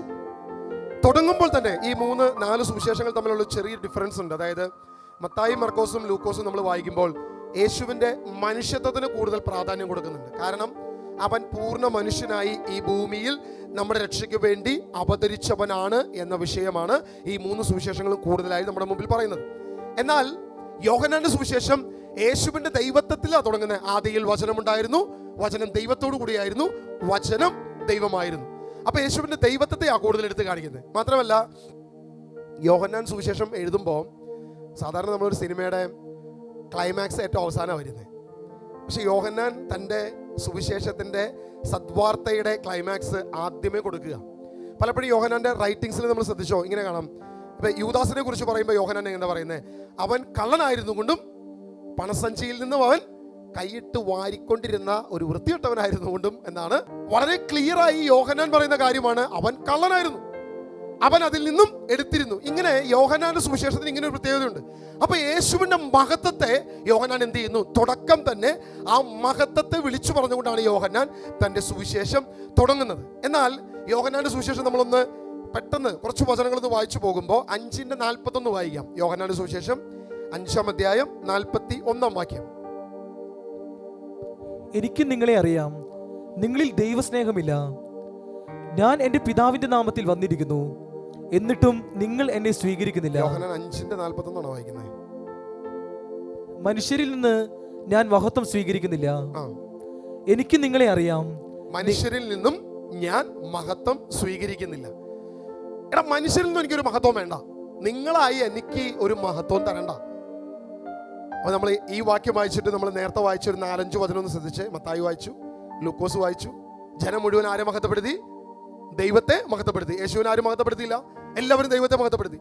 അപ്പൊ യേശുവിനെ എടുത്തു പറയുകയാണ്, എനിക്ക് നിങ്ങളുടെ മഹത്വം ആവശ്യമില്ല, മനുഷ്യരിൽ നിന്നും ഒരു മഹത്വം ഞാൻ സ്വീകരിക്കുന്നില്ല. യോഹന്നാന്റെ സുവിശേഷം 9-ാം അധ്യായം 16-ാം വാക്യം വായിക്കാം. ഫരിസേയരിൽ ചിലർ പറഞ്ഞു, ഈ മനുഷ്യൻ ദൈവത്തിൽ നിന്നുള്ളവനല്ല, എന്തെന്നാൽ അവൻ സാബത്ത് ആചരിക്കുന്നില്ല. എന്നാൽ മറ്റുള്ളവർ പറഞ്ഞു, പാപിയായ ഒരു മനുഷ്യന് എങ്ങനെ ഇത്തരം അടയാളങ്ങൾ പ്രവർത്തിക്കാൻ കഴിയും? അങ്ങനെ അവരുടെ ഇടയിൽ ഭിന്നതയുണ്ടായി. അതായത് യേശുക്രിസ്തു ഒരു അന്ധന് കാഴ്ച കൊടുത്ത സന്ദർഭം അത് നമുക്കറിയാം. യഥാർത്ഥത്തില് അന്ധൻ അവിടെ യേശുവിന് വേണ്ടി വാദിക്കാൻ തുടങ്ങുക. അന്ധൻ പറഞ്ഞു, ഇതുവരെ ഒരാളും ജന്മന അന്ധനായ ഒരു വ്യക്തിയെയും സുഖപ്പെടുത്തിയത് ആരും ചെയ്തതായി കണ്ടില്ല. അപ്പൊ ദൈവം കൂടെ ഇല്ലെങ്കിൽ ഇവൻ എന്ത് ചെയ്യാൻ പറ്റത്തില്ല, ഇങ്ങനൊരു അത്ഭുതം ചെയ്യാൻ പറ്റത്തില്ല. അപ്പൊ അതുകൊണ്ട് ഞാൻ വിശ്വസിക്കുന്നു അവന്റെ കൂടെ ദൈവമുണ്ട്. അപ്പൊ അവിടെ ഉണ്ടായിരുന്ന യഹൂദ പ്രമാണികൾ പറഞ്ഞു, അങ്ങനെയല്ല, അവൻ സാബത്ത് ആചരിക്കുന്നില്ല, അതുകൊണ്ട് അവന്റെ കൂടെ ദൈവമില്ല, അവൻ ദൈവത്തിൽ നിന്നുള്ളവനല്ല, അത് നമുക്ക് അംഗീകരിക്കാൻ പറ്റത്തില്ല. അപ്പൊ ഇങ്ങനെ ഒരു വലിയ തർക്കം അവിടെ ഉണ്ടാകുക. അവരുടെ അപ്പനോടും അമ്മയോടും വിളിച്ചു ചോദിക്കുക, യഹൂദർ എന്ത് ചെയ്യുക? അപ്പനും അമ്മേനും വിളിച്ചു വരുത്തി, സത്യത്തിൽ ഇവൻ ജനിച്ചപ്പോൾ തന്നെ അന്ധനായിരുന്നു, അത് ഇവൻ അന്ധനായിട്ട് അഭിനയിച്ചവനാണോ? അപ്പൊ അവര് തിരിച്ചു പറഞ്ഞൊരു കാര്യമുണ്ട്, അവന് പ്രായപൂർത്തിയായി, അതുകൊണ്ട് അവനോട് തന്നെ ചോദിക്കുക. കാരണം ഇവർ പറഞ്ഞു കഴിഞ്ഞാൽ ഇവർ യഹൂദ സമൂഹത്തിൽ നിന്ന് ഒരുപക്ഷെ പുറത്താക്കപ്പെടും. ഈ ഒരു പ്രതിസന്ധി നിൽക്കുമ്പോഴാണ് അവരത് പറയാതിരിക്കുന്നത്. എന്നാൽ ഈ അന്ധനായ വ്യക്തി വീണ്ടും പറയുകയാണ്, അങ്ങനെയല്ല, എനിക്ക് കാഴ്ച നൽകിയത് അവൻ തന്നെയാണ്, ഞാൻ അന്ധനായിരുന്നു, അതുകൊണ്ട് ദൈവം കൂടെ ഇല്ലെങ്കിൽ അവൻ ഈ പ്രവൃത്തി ചെയ്യാൻ പറ്റത്തില്ല. എന്നാൽ ഇവൻ ഒരിക്കലും യേശു ദൈവമാണെന്നൊന്നും തിരിച്ചറിയുന്നില്ല. പകരം അവൻ വിശ്വസിക്കുന്നത് യേശുവിന്റെ കൂടെ ദൈവമുണ്ട്, അല്ലെങ്കിൽ യേശുവിന്റെ കൂടെ ദൈവത്തിന്റെ മഹത്വം പ്രവർത്തിക്കുന്നുണ്ട് എന്നുള്ളതാണ് അവൻ വിശ്വസിക്കുന്നത്. നമ്മൾ യോഹന്നാന്റെ സുവിശേഷം ഉടനീളം വായിക്കുമ്പോൾ ഈ ഒരു കാര്യം നമുക്ക് കാണാൻ പറ്റും. യേശു പറഞ്ഞു, മനുഷ്യരിൽ നിന്നും ഞാനൊരു മഹത്വം സ്വീകരിക്കുന്നില്ല, യാതൊരു മഹത്വം എനിക്ക് മനുഷ്യരിൽ നിന്നും വേണ്ട, ഇങ്ങനെയുള്ളൊരു മഹത്വം സ്വീകരിക്കാൻ വന്നവനല്ല ഞാൻ, എന്നാൽ സ്വർഗസ്ഥനായ പിതാവ് തന്നെ എന്നെ മഹത്വപ്പെടുത്തും, അവന്റെ മഹത്വമാണ് ഞാൻ സ്വീകരിക്കുന്നത്. യേശു പിതാവിനോട് ചോദിക്കുന്നുണ്ട്, ലോക സ്ഥാപനത്തിന് മുൻപ് എനിക്ക് അങ്ങയോടുകൂടെ ഉണ്ടായിരുന്ന മഹത്വം എനിക്ക് നൽകണമേ. ലോക സ്ഥാപനത്തിന് മുൻപ് ദൈവത്തിന് തുല്യമായിരുന്ന ആ മഹത്വം വീണ്ടും കർത്താവിനെ ദൈവത്തിൻ്റെ മഹത്വം യേശുവിൽ ഉണ്ട് എന്നുള്ള അനേക വാക്യങ്ങൾ നമ്മൾ സുവിശേഷത്തിൽ വായിച്ചാൽ, യോഹന്നാന്റെ സുവിശേഷത്തിൽ വായിച്ചാൽ നമുക്ക് കാണാൻ പറ്റും. അപ്പോൾ ഇവിടെയൊക്കെ നമ്മളൊരു ചെറിയൊരു പ്രശ്നത്തിൽ അകപ്പെട്ട. കാരണം ഇപ്പൊ ജനമൊന്നും യേശുവിനെ മഹത്വപ്പെടുത്തുന്നില്ല. യേശു പറയുകയും ചെയ്യുന്നു, എനിക്ക് നിന്റെ ഒന്നും മഹത്വം വേണ്ട, എനിക്ക് ദൈവത്തിൻ്റെ മഹത്വം മതി എന്ന് പറയുന്നു. എന്നാൽ ആ അന്ധനായ കുഷ്ഠരോഗിയായ ഒരാൾ തിരിച്ചു വന്ന് ദൈവത്തെ മഹത്വപ്പെടുത്തിയപ്പോൾ യേശു പറയുകയും ചെയ്തു, ഈ വിജാതീയന് മാത്രമേ ദൈവത്തെ മഹത്വപ്പെടുത്താൻ തോന്നിയുള്ളൂ എന്നൊരു ചോദ്യം അവിടെ യേശു എടുത്ത് ചോദിക്കുകയും ചെയ്തു. യോഹന്നാന്റെ സുവിശേഷം 11-ാം അധ്യായം അതിന്റെ 4-ാം വാക്യം കൂടി നമുക്കൊന്ന് വായിക്കാം. അത് കേട്ടപ്പോൾ യേശു പറഞ്ഞു, ഈ രോഗം മരണത്തിൽ അവസാനിക്കാനുള്ളതല്ല, പ്രത്യുത ദൈവത്തിന്റെ മഹത്വത്തിനും അതുവഴി ദൈവപുത്രൻ മഹത്വം പ്രാപിക്കുന്നതിന് വേണ്ടിയുള്ളതാണ്. ഈ രോഗം വെറുതെ ഒരു രോഗമായി അവസാനിക്കാനുള്ളതല്ല, ദൈവത്തിന്റെ മഹത്വം എവിടെയോ പ്രവർത്തിക്കാനുണ്ട്, ദൈവത്തിന് എന്തോ ഇവിടെ ചെയ്യാനുണ്ട് എന്ന് യേശു തന്നെ പറയും. നിങ്ങൾ ഈ യോഹന്നാന്റെ സുവിശേഷം 11-ാം അധ്യായം വായിച്ചു കഴിഞ്ഞൊരു കാര്യം മനസ്സിലാവും. ലാസർ രോഗിയാണെന്ന് കണ്ടു, അവൻ മരണസന്നദ്ധയിലാണെന്ന് കണ്ടു, കർത്താവ് അവിടെ കൈ കെട്ടി നോക്കിയിരുന്നു. നടക്കട്ടെ, വരട്ടെ, ടൈം ആയിട്ടില്ല, വെയിറ്റ് ചെയ്യും, ഞാൻ വരാം. 1 ദിവസം കഴിഞ്ഞു, 2 ദിവസം കഴിഞ്ഞു, 3 ദിവസം കഴിഞ്ഞു, 4-ാം ദിവസമാണ് യേശു അവിടേക്ക് വരുന്നത് അല്ലേ. മരിച്ച് കല്ലറയിലായി, ഇത് 4-ാം ദിവസമാണ്. യേശു കല്ലറയിൽ ചെല്ലുമ്പോൾ അവിടെ പറയുന്നുണ്ട് ദുർഗന്ധമായിരിക്കും. അവിടെയാണ് യേശു പ്രവർത്തിക്കുകയും ലാസറേ പുറത്തു വരിക എന്ന് വിളിച്ച് ലാസറിനെ പുറത്തു കൊണ്ടുവരിക, മരിച്ചവനെ ജീവൻ നൽകാൻ. യേശു പറയുന്നുണ്ട്, എന്റെ പ്രവർത്തികൾ കണ്ടിട്ട് നിങ്ങൾ എന്ത് ചെയ്യുക, എന്നെ വിശ്വസിക്കുക. ഞാൻ പറയില്ല ഞാൻ ദൈവമാണെന്ന്, ഞാനായിട്ട് പറഞ്ഞ് നിന്നെ മനസ്സിലാക്കേണ്ട കാര്യമില്ല. പകരം എന്ത് ചെയ്യണം, എന്റെ പ്രവൃത്തി കണ്ട് ദൈവത്തിന്റെ മഹത്വം നീ തിരിച്ചറിയണം. അതാണ് അവിടെ മരിച്ചവനെ ഉയർപ്പിക്കുന്നു, തിരിച്ചു കൊണ്ടുവരുന്നു. അത് 4 ദിവസം. യഹൂദരുടെ വിശ്വാസം അനുസരിച്ച് 3 ദിവസം ആത്മാവടെ ഉണ്ടാവും. ഇവിടെ 4-ാം ദിവസം ലാസറിനെ തിരിച്ചു കൊണ്ടുവരിക. പക്ഷെ അവിടെയും ദൈവത്തിന്റെ യഥാർത്ഥ മഹത്വം ജനം ദർശിക്കുന്നില്ല. പക്ഷെ യേശു ജെറുസലേം ദേവാലയത്തിലേക്ക് പോകുമ്പോൾ ജനം മുഴുവൻ ഉല്ലസിച്ച് വിളിക്കുന്നുണ്ട്, യേശുവിന് മഹത്വം പറയുന്നുണ്ട്. എന്താ പറയാ, യഹൂദരുടെ രാജാവിന് ഹോസാന, ഇസ്രായേലിന്റെ രാജാവ് മഹത്വപ്പെട്ടവൻ എന്നൊക്കെ പറഞ്ഞുകൊണ്ട് അവിടെ വലിയ ജൈവിളിയും ആരവമൊക്കെ കാണുന്നുണ്ട്. യോഹന്നാന്റെ സുവിശേഷമാണെങ്കിൽ 12-ാം അധ്യായത്തിൽ വ്യക്തമായിട്ട് പറയുന്നുണ്ട്, ഇത് മരിച്ചവരിൽ നിന്നും ലാസറിനെ ഉയർപ്പിച്ചത് കൊണ്ടാണ് അത്രയും ജനം അവിടെ തിങ്ങിക്കൂടിയത്. ഇന്നിപ്പോൾ സ്വാഭാവികമായ ഒരാള് മരിച്ചവനെ ഉയർപ്പിച്ചു, അങ്ങനെ ചെയ്തു കഴിഞ്ഞാൽ സംഭവിക്കും, പിറ്റേ ദിവസം സോഷ്യൽ മീഡിയയിൽ വലിയ വാർത്തയോ. ഇനി 4 ദിവസം കഴിഞ്ഞിട്ടാണെങ്കിലോ അവൻ പിറ്റേ ദിവസം ദൈവമാണ്. ഇന്ന് നമുക്ക് നമ്മുടെ ചുറ്റുപാടും മനുഷ്യ ദൈവങ്ങൾ ഒരുപാട് കൂടിയിരിക്കുന്ന ഒരു കാലഘട്ടം അല്ലേ. ഒരുപാട് മനുഷ്യ ദൈവങ്ങളുണ്ട്. ഈ മനുഷ്യ ദൈവങ്ങൾക്കൊന്ന് നേരിട്ടൊന്ന് ഒരു വിസിറ്റിംഗ് കിട്ടാൻ ഭയങ്കര പാടാ. ഒന്ന് നേരെ ചിലർ ചവിട്ടി അനുഗ്രഹിക്കുന്നവരുണ്ട്, ഇങ്ങനെ പല രീതിയിൽ അനുഗ്രഹിക്കുന്നവരുണ്ട്. എന്തായാലും അനുഗ്രഹിക്കുന്നവർ അങ്ങനെ അനുഗ്രഹിക്കട്ടെ. നമ്മളൊന്ന് ചിന്തിച്ചു നോക്കുക, ഇവിടെ ഒന്നും ഇസ്രായേൽ ജനം ദൈവത്തെ മഹത്വപ്പെടുത്തുന്നില്ല, എന്നാൽ വിജാതീയൻ ദൈവത്തെ മഹത്വപ്പെടുത്തുകയും ചെയ്തു. എന്തായിരിക്കും ഇതിന്റെ കാരണം എന്നുള്ളതിനെ കുറിച്ച് നമ്മളൊന്ന് അറിയാൻ വേണ്ടി 1 സാമുവേൽ അതിന്റെ 6-ാം അധ്യായം അതിന്റെ 4-ാം വാക്യം ഒന്ന് വായിക്കുക. 1 സാമുവേൽ അതിന്റെ 6-ാം അധ്യായം അതിന്റെ 4-ാം വാക്യം. എന്തു വസ്തുവാണ് പ്രായശ്ചിത്ത ബലിക്ക് ഞങ്ങൾ അവിടത്തേക്ക് അർപ്പിക്കേണ്ടത് എന്ന് ഫിലിസ്തീർ ചോദിച്ചു. അവർ പറഞ്ഞു, ഫിലിസ്തീൻ പ്രഭുക്കന്മാരുടെ സംഖ്യ അനുസരിച്ച്. നമ്മൾക്ക് ഈ സിറ്റുവേഷൻ എനിക്ക് തോന്നുന്നു ജീസസ് വിഷന്റെ മക്കൾക്ക് പ്രത്യേകിച്ച് പറഞ്ഞു തരേണ്ട കാര്യമില്ല, എങ്കിലും ആരെങ്കിലും പുറത്തുനിന്നുണ്ടെങ്കിൽ അവർക്ക് വേണ്ടി ഒന്ന് മനസ്സിലാക്കാൻ വേണ്ടി നമ്മൾ പറയുകയാണ്. ഈ ഒരു സിറ്റുവേഷൻ എന്ന് പറയുന്നത്, കർത്താവിന്റെ പേടകം ഫിലിസ്തീർ എടുത്തുകൊണ്ട് പോയി. അവരെ സംബന്ധിച്ച് പേടകം എന്ന് കാണുമ്പോൾ അവർ കാണുന്ന വിഗ്രഹം എന്തോ അത് തന്നെയാണ് ഈ പേടകം. അവർ നോക്കുമ്പോൾ വേറെ വ്യത്യാസമൊന്നുമില്ല. എന്താണ് അവിടെ അവർ കൈകൊണ്ടുണ്ടാക്കിയ രൂപം, അതിനെന്തോ ശക്തി ഉണ്ടെന്ന് വിചാരിച്ച് അവരതിനെ ആരാധിക്കുന്നു. ഈ വിജാതീയരായിട്ടുള്ള ഈ ദാഗോന്റെയും അല്ലെങ്കിൽ ഇങ്ങനെയുള്ള വിഗ്രഹങ്ങളൊക്കെ വെച്ച് ആരാധിക്കുന്ന അവര്, അശേരയുടെ വിഗ്രഹം വെച്ച് ആരാധിക്കുന്ന അവര്, അതുപോലെ തന്നെയാണ് ഈ പേടകം എന്ന് വിചാരിച്ച് അവരാ പേടകം എടുത്തുകൊണ്ട് പോയി അവരവരുടെ വിഗ്രഹത്തിന്റെ കൂടെ വെച്ചു. പിറ്റേ ദിവസം കാലത്ത് എഴുന്നേറ്റ് നോക്കുമ്പോൾ അവരുടെ വിഗ്രഹം തലയും കുത്തി താഴെ കിടക്കുന്നു, അതിന്റെ കഴുത്തൊടിഞ്ഞ് അതിന്റെ കയ്യൊക്കെ ഒടിഞ്ഞ് എല്ലാം. ഇന്ന് നമുക്കറിയാലോ, ഈ കൊറോണ ഒക്കെ അല്ല, മറ്റേ പ്രളയമൊക്കെ വന്നപ്പോൾ കുറെ വിഗ്രഹം ഇതിൽ കൂടെ ഒഴുകിപ്പോയി നമ്മുടെ കേരളത്തിൽ കൂടെ. അപ്പൊ അത് അമ്മച്ചിമാര് നെഞ്ചത്തടിച്ച്, അയ്യോ ഞങ്ങളുടെ അവസ്ഥ പിതാവല്ലേ പോകുന്നേ എന്നൊക്കെ ചോദിച്ച കുറെ പേരുണ്ട്. ഇപ്പൊ ഈ കഴിഞ്ഞ ദിവസം ആലപ്പുഴയിൽ നിന്ന് എനിക്കൊരു വീഡിയോ ഇട്ടെന്ന്, എന്താ ഔസേപ്പിതാവിന്റെ ആണോ മാതാവിന്റെ ആണോ, താഴെ ഔസേപ്പിതാവും മുകളിൽ മാതാവും ആണെന്ന് തോന്നുന്നു. എന്തായാലും മുകളിലിരിക്കുന്ന വിഗ്രഹത്തിന് തലയില്ല, താഴെ ഇരിക്കുന്ന വിഗ്രഹം വലിയ കുഴപ്പമില്ല, കൈ പോയിട്ടുണ്ട്. നമ്മുടെ ഗ്രൂപ്പിൽ വന്നതാ. അപ്പൊ ആ സംഭവം ഞാൻ ഇങ്ങനെ കണ്ടു. അപ്പൊ ഇങ്ങനെ കഴുത്തൊടിഞ്ഞതും തലയൊടിഞ്ഞതുമായിട്ടുള്ള കുറെ വിഗ്രഹം ഇന്നും വീട്ടിലിരിക്കുന്ന കുറെ ആളുകളുണ്ട്. ഇവരുടെ മനോഭാവം എന്താണ്? ആ മനോഭാവത്തെ കുറിച്ചാണ് 1 സാമുവേൽ 6:2 പറഞ്ഞിരിക്കുന്നത്. അവര് ഈ ദൈവത്തിന്റെ പെട്ടകം അവിടെ കൊണ്ടുവന്ന് വെച്ചു. ഒരു ദിവസം അവരുടെ വിഗ്രഹം താഴെ കൊണ്ട് ഒടിഞ്ഞു, പിറ്റേ ദിവസം അത് നിവർത്തി വെച്ചു, അടുത്ത ദിവസം അടുത്തത് താഴെ പോയി. ഇങ്ങനെ പ്രശ്നങ്ങളായി. അടുത്തത് രോഗം വരാൻ തുടങ്ങി, കുഷ്ഠം വരാൻ തുടങ്ങി, പരിക്കളും കുരുക്കളുമായിട്ട് അവരെ കഷ്ടപ്പെടുത്താൻ തുടങ്ങി, എലികളെ കൊണ്ട് അവരുടെ രാജ്യം നശിപ്പിക്കാൻ തുടങ്ങി. അപ്പോൾ അവർക്ക് മനസ്സിലായി ഇത് നമ്മുടെ വിഗ്രഹം പോലെയല്ല. ഇതിനിടയ്ക്കിടയ്ക്ക് തേൻ കൊടുക്കണം, പാല് കൊടുക്കണം, ഇങ്ങനെയുള്ള പരിപാടികൾ, അതിനെ തൂത്ത് കൊടുക്കണം. പല്ലി വന്നിരുന്നാലും അങ്ങനെ എന്ത് വന്നിരുന്നാലും അതിന് പ്രത്യേകിച്ച് വലിയ മാറ്റമൊന്നുമില്ല. അതുപോലെയല്ല, ഇതിനെന്തോ ഒരു വ്യത്യാസമുണ്ട്. അതുകൊണ്ട് ഇത് തിരിച്ച് ഭദ്രമായി തിരിച്ചു കൊണ്ടു കൊടുക്കുന്നതാണ് നല്ലതെന്ന് അവർക്ക് മനസ്സിലായി. അപ്പോൾ അവർ ഒരു ആലോചന സംഘം വെച്ചു. കർത്താവിൻ്റെ പേടകം തിരിച്ചു കൊണ്ടു നടക്കുമ്പോൾ നമ്മൾ എന്ത് ചെയ്യണം? അപ്പോൾ ആലോചന വെച്ചത് ആരോടാ? അവിടെ ഉണ്ടായിരുന്ന ഫിലിസ്ത്യ പുരോഹിതന്മാരോടും ജ്യോത്സ്യന്മാരെയും വിളിച്ചു വരുത്തി ചോദിച്ചു. അപ്പോൾ അവർ തിരിച്ചു പറഞ്ഞ മറുപടിയാണ് നമ്മൾ 4-ാം വാക്യത്തിൽ വായിച്ചത്. എന്ത് വസ്തുവാണ് പ്രായശ്ചിത്ത ബലിയായി ഞങ്ങൾ അവിടേക്ക് സമർപ്പിക്കേണ്ടതെന്ന് ചോദിച്ചപ്പോൾ അവർ പറഞ്ഞു, സ്വർണ്ണ നിർമ്മിതമായ 5 കുരുക്കളും 5 എലികളും. അവരുടെ എണ്ണത്തിനനുസരിച്ചുള്ള കുറച്ച് എലീനെയും കുറച്ച് കുരു. കാരണം എന്താ? കുഷ്ഠമാണ്, കുരുക്കളാണ് വന്നിരിക്കുന്നത്. അപ്പോൾ കുറച്ച് കുരു കൊടുക്കുക, പിന്നെ ഉള്ളത് എലികളാണ്, അവന്ന് കുറച്ച് എലീനെ കൊടുക്കുക. കാരണം അവരുടെ മനോഭാവം ആ വിഗ്രഹത്തിന്റെ മനോഭാവം തന്നെയാണ്. ഒരു വിഗ്രഹാരാധകൻ എങ്ങനെയാണോ അവന്റെ മനോഭാവം എന്താണ് എന്ന് വ്യക്തമായി നമ്മളെ കാണിച്ചു തരുന്നൊരു വചനമാണ് 1 സാമുവേൽ അതിന്റെ 6:4. കാരണം യഥാർത്ഥ ദൈവത്തിന്റെ മഹത്വം കണ്ടാലും അവൻ ആ വിഗ്രഹത്തിന്റെ പിന്നാലെ പോകും. അവൻ ആ വിഗ്രഹ മനോഭാവത്തിൽ പോകും. അവൻ ഒരിക്കലും അതിൽ നിന്ന് പിന്മാറാൻ പറ്റത്തില്ല. കാരണം അവന്റെ ചിന്തയും മനോഭാവവും ആ വിഗ്രഹം കൊണ്ടുവന്ന് വെച്ചിരിക്കുന്ന അടിമത്തം മാത്രമേ ഉള്ളൂ.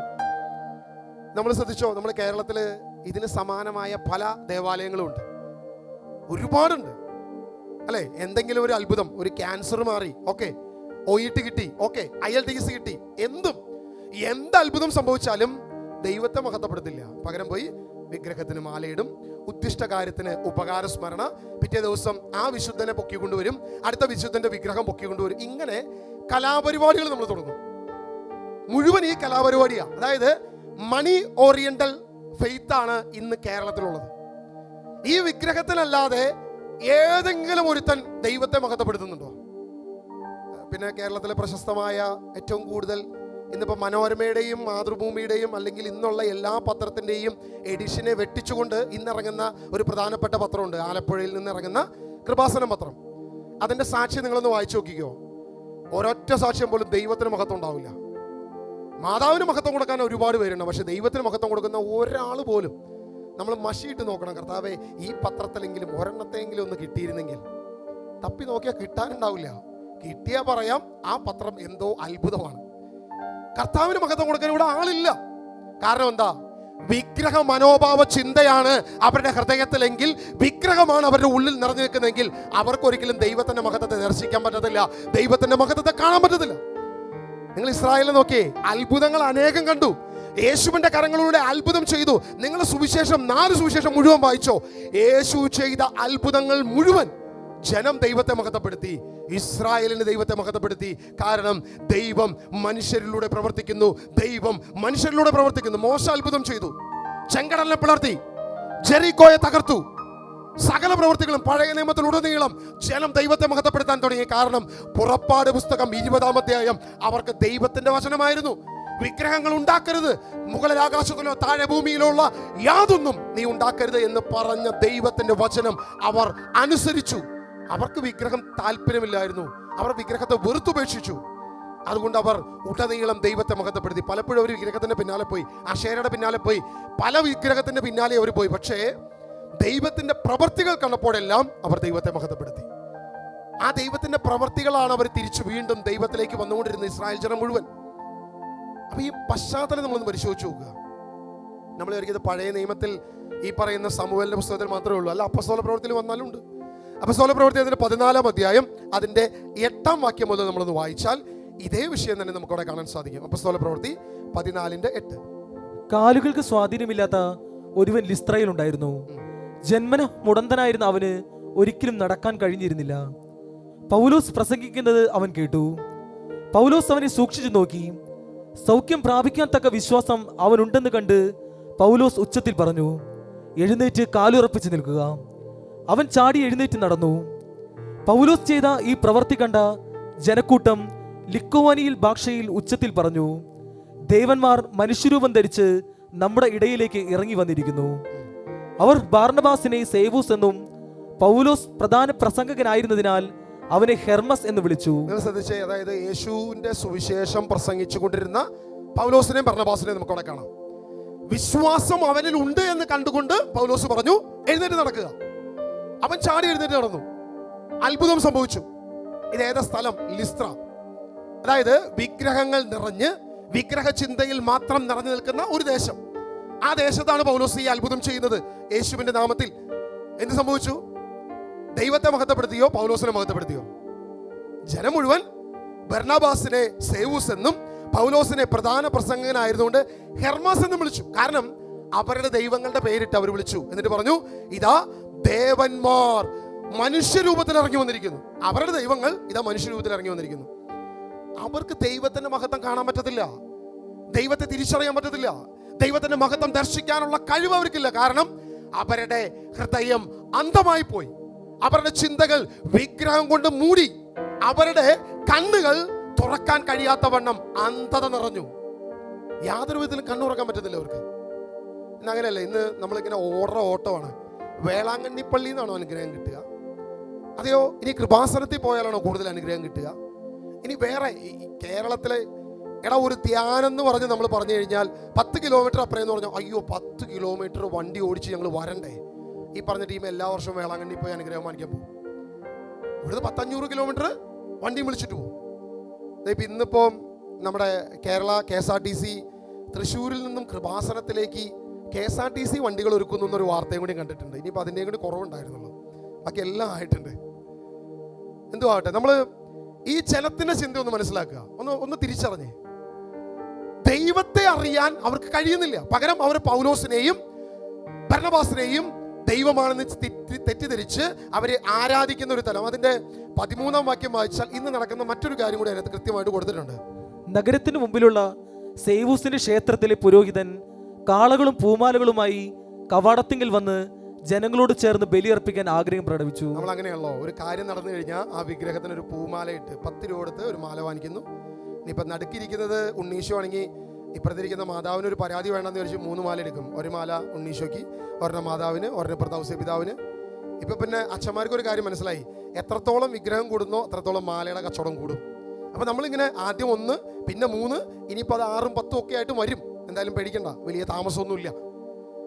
ഇങ്ങനെ മാലകളിട്ട് പൂജിച്ച് അല്ലെങ്കിൽ മഹത്വം കൊടുക്കാൻ, വിശുദ്ധരെ മഹത്വപ്പെടുത്താൻ ഇതാരാ ചെയ്തത്? ലിസ്ത്രയിലെ വിഗ്രഹാരാധകരായ തിന്മ നിറഞ്ഞ ജനം. അപ്പസ്തോലൻ എന്ത് ചെയ്തു? ഇന്നത്തെ നമ്മുടെ ഇപ്പോഴത്തെ പ്രധാനപ്പെട്ട സുവിശേഷകർ എന്ത് ചെയ്യുന്നു എന്നുള്ളതല്ല, അപ്പസ്തോലന്മാർ എന്ത് ചെയ്തു അതാണല്ലോ നമ്മൾ നോക്കണ്ടേ. ഇത് കണ്ട് ഇതറിഞ്ഞ് അപ്പസ്തോലന്മാരായ ബർന്നബാസും പൗലോസും വസ്ത്രം കീറി ജനക്കൂട്ടത്തിന്റെ അടുത്തേക്ക് ഓടിച്ചെന്നിട്ട് പറഞ്ഞു, ഹേ മനുഷ്യരെ, നിങ്ങൾ ഈ ചെയ്യുന്നത് എന്താണ്? ഞങ്ങളും നിങ്ങളെ പോലെ മനുഷ്യരാണ്. ജീവിക്കുന്ന ദൈവത്തെ മഹത്വപ്പെടുത്ത്, അല്ലാതെ മനുഷ്യനെ മഹത്വപ്പെടുത്തല്ലേ, മനുഷ്യന്റെ പിന്നാലെ പോകല്ലേ. അല്ല, ഇതല്ലേ കർത്താവിന്റെ ആത്മാവുള്ളവർ പറഞ്ഞേ. പക്ഷെ നമ്മളാണെങ്കിൽ എന്ത് ചെയ്യും? അങ്ങനെയൊന്നുമില്ലെന്നേ. നിങ്ങൾ വിഗ്രഹത്തെ ഒരു മാലയിട്ട് പൂജിച്ചു എന്ന് വെച്ച് ആ മഹത്വം ആ വിഗ്രഹത്തിനല്ല പോകുന്നത്, ആ വിശുദ്ധന് തന്നെയാണ് പോകുന്നത്. നിങ്ങൾ ഏതെങ്കിലും ഒരു വിഗ്രഹത്തിന് ഒരു പൂമാല ഇട്ടാൽ ആ മഹത്വം വിശുദ്ധനാണ് പോകുന്നതെന്ന് പറയുന്ന കള്ളക്കഥകൾ ഉണ്ടാക്കുകയാണ് നമ്മുടെ പ്രധാനപ്പെട്ട വിഷയം. പക്ഷെ അപ്പസ്തോലന്മാർ ഈ വക അഡ്ജസ്റ്റ്മെന്റ് സുവിശേഷത്തിന് നിന്നവരല്ല, സത്യസുവിശേഷത്തിന് വേണ്ടി നിന്നവരാ. അപ്പൊ നമ്മൾ 2 സ്ഥലത്ത്, ഒന്ന് പഴയ നിയമത്തിൽ ഫിലിസ്തീനയുടെ ചിന്താഗതി കണ്ടു, ഇവിടെ ഉണ്ടായിരുന്ന ഈ പറയുന്ന സ്ഥലത്തെ ചിന്താഗതിയും കണ്ടു. ഇത് രണ്ടും ഒരു ചിന്തയാണ്. 2നെ നയിക്കുന്നത് വിഗ്രഹമാണ്, 2നെ നയിക്കുന്നത് അന്ധമാക്കിയിരിക്കുന്നത് ഈ വിഗ്രഹ ആരാധകരുടെ ചിന്തയാണ്. എന്നാൽ യഹൂദരുടെ ചിന്ത എന്തായിരുന്നു? യേശു താൻ ദൈവമാണെന്ന് പറഞ്ഞിട്ട് പോലും യേശുവിനെ മഹത്വപ്പെടുത്തിയില്ല. അവരെന്ത് ചെയ്തു? ഇസ്രായേലിന്റെ ദൈവത്തെ, അവരറിയുന്ന അവരുടെ യഹോവയായ അവരുടെ ദൈവത്തെ അവർ മഹത്വപ്പെടുത്തിക്കൊണ്ടിരുന്നു. യേശുവിന്റെ പിന്നാലെ അത്ഭുതം കണ്ടിട്ട് പോലും യേശുവിന്റെ പിന്നാലെ പോയവർ കുറവാ. പക്ഷേ യേശുവിലൂടെ ദൈവം പ്രവർത്തിക്കുന്നു എന്നാണ് അവർ ചിന്തിച്ചത്. എന്നാൽ യേശു വ്യക്തമായിട്ട് പറഞ്ഞു താൻ ആരാണ് എന്താണെന്ന് തൻ്റെ പ്രവർത്തികളിലൂടെ അവർ ചെയ്തു കാണിച്ചു. അതുകൊണ്ടാണ് യേശു പറഞ്ഞു, മനുഷ്യന്റെ മഹത്വം എനിക്ക് ആവശ്യമില്ല. കാരണം മനുഷ്യന്റെ ചിന്ത ഇങ്ങനെയാ. നമ്മൾ നോക്കുക, ദാവീദ് തൻ്റെ ദൈവത്തിന്റെ പെട്ടകം കൊണ്ടുവരുന്നുണ്ട്. ഒബേദെദോമിന്റെ ഭവനത്തിൽ നിന്നും, അല്ല, ഈ അബീനാദാമിന്റെ ഭവനത്തിൽ നിന്നും ഇങ്ങോട്ട് കൊണ്ടുവരുന്നുണ്ട്. ഇങ്ങോട്ട് കൊണ്ടുവരുമ്പോൾ ഉസ്സ കൈ നീട്ടി കാള വരണ്ടപ്പോ പെട്ടകം ചരിഞ്ഞു. ഉസ്സ കൈ നീട്ടി അതിനെ താങ്ങാൻ ചെന്നു. തൊട്ടടുത്ത നിമിഷം ദൈവത്തിന്റെ ദൂതൻ ഇറങ്ങി ഉസായെ വെട്ടി. 20 വർഷം അവന്റെ വീട്ടിലിരുന്നു ഈ പെട്ടകം. അവന്റെ ചിന്ത എന്തായിരുന്നു? ഈ 20 വർഷവും ഈ പെട്ടകം അവിടെ ഇരുന്നപ്പോ അവൻ ചിന്തിച്ചിരുന്നത് ഇത്, ഈ പറഞ്ഞ വിഷയം എന്താണെന്ന് അവൻ ചിന്തിച്ചത്? ഇതൊരു വെറും വിഗ്രഹമാണ്. ഈ വിഗ്രഹത്തോട് പ്രാർത്ഥിച്ചിട്ട് എന്ത് കാര്യം? ഈ വിഗ്രഹത്തെ ആരാധിച്ചിട്ട് എന്ത് കാര്യം എന്നാണ് അവൻ ചിന്തിച്ചത്. അതുകൊണ്ട് അവൻ കാള വിരണ്ട് കഴിഞ്ഞപ്പോ ഇത് ദൈവത്തിന്റെ മഹത്വമുള്ള പെട്ടകമാണെന്ന് അവൻ തിരിച്ചറിഞ്ഞില്ല. ദൈവത്തിന്റെ വചനമാണെന്ന് തിരിച്ചറിഞ്ഞില്ല. ദൈവത്തിന്റെ ശബ്ദം അതിലൂടെയാണ് സഞ്ചരിച്ചെന്ന് തിരിച്ചറിഞ്ഞില്ല. പകരം അവൻ അതിനെ താങ്ങാൻ ചെന്നു. ഉസായെ വെട്ടി വീഴ്ത്തിയ ഒരു ദൈവത്തിന്റെ മഹത്വത്തെ നമ്മൾ കാണുന്നത്. വിഗ്രഹാരാധകന്റെ ചിന്തയും മനോഭാവവും ഇത് തന്നെയാണ്. സുവിശേഷത്തിൽ ക്രിസ്തുവിനെ കാണാൻ പറ്റത്തില്ല. ദൈവവചനത്തിൽ യേശുവിനെ കാണാൻ പറ്റത്തില്ല. അവൻ വിഗ്രഹങ്ങളിൽ മാത്രം ദൈവത്തെ കാണാൻ ശ്രമിക്കും. എന്തായാലും വിഗ്രഹത്തെ കാണുന്നവർക്ക് വേണ്ടി ഒരൊറ്റ വചനം കൂടി വായിച്ച് നമ്മൾ അവസാനിപ്പിക്കുക. 1 കൊരിന്തോസ് അതിന്റെ 8-ാം അധ്യായം അതിന്റെ 4-ാം വാക്യം നമുക്കൊന്ന് വായിക്കാം. വിഗ്രഹങ്ങൾ കർപ്പിച്ച ഭക്ഷണ സാധനങ്ങളെ പറ്റിയാണെങ്കിൽ ലോകത്തിൽ വിഗ്രഹം എന്നൊന്നില്ലെന്നും ഏക ദൈവമല്ലാതെ മറ്റൊരു ദൈവം ഇല്ലെന്നും നമുക്കറിയാം. ദൈവങ്ങൾ എന്ന് വിളിക്കപ്പെടുന്നവർ ആകാശത്തിലും ഭൂമിയിലും ഉണ്ടെന്നിരിക്കട്ടെ, അങ്ങനെ പല ദേവന്മാരും നാഥന്മാരും ഉണ്ടല്ലോ. അതായത് 1 കൊരിന്തോസ് അതിന്റെ 8-ാം അധ്യായം 4-ാം വാക്യമാണ് നിങ്ങൾ വായിച്ചത്. അപ്പോൾ വായിച്ചത് എങ്ങനെയായിരുന്നു? വിഗ്രഹങ്ങൾക്ക് അർപ്പിച്ച ഭക്ഷണ സാധനങ്ങളെ പറ്റിയാണെങ്കിൽ ലോകത്തിൽ വിഗ്രഹം എന്നൊന്നില്ലെന്നും ഏക ദൈവമല്ലാതെ മറ്റൊരു ദൈവമില്ലെന്നും നമുക്കറിയാം. ലോകത്തിൽ വിഗ്രഹം എന്നൊന്നില്ല. വിഗ്രഹം എന്ന് പറഞ്ഞൊരു സാധനം ലോകത്ത് ഇല്ല. പിന്നെ ഇവൻ എത്ര നേരം ഈ കിടന്ന് കുറച്ച് തന്നെ ഈ വിഗ്രഹം എന്ന് പറഞ്ഞു. അതായിരിക്കും ഇപ്പൊ നിങ്ങൾ ചിന്തിക്കുന്നത് അല്ലേ? എടാ, അത് ബൈബിളിൽ പറഞ്ഞു ലോകത്ത് വിഗ്രഹം എന്നൊന്നില്ല. അപ്പൊ ഞാൻ ഇത്ര നേരം പറഞ്ഞത് വെറുതെ ആയിപ്പോയോ? പ്രിയമുള്ളവരെ, എൻ്റെ കയ്യിലിരിക്കുന്ന ബൈബിള് പരിഷ്കരിച്ച POCയുടെ പുതിയ പതിപ്പാണ്. എത്ര പേരുടെ കയ്യിലുണ്ടെന്ന് എനിക്കറിയത്തില്ല. പുതിയ പരിഷ്കരിച്ച പതിപ്പ് ഈ വർഷം ഇറങ്ങിയിരിക്കുന്നതാണ്.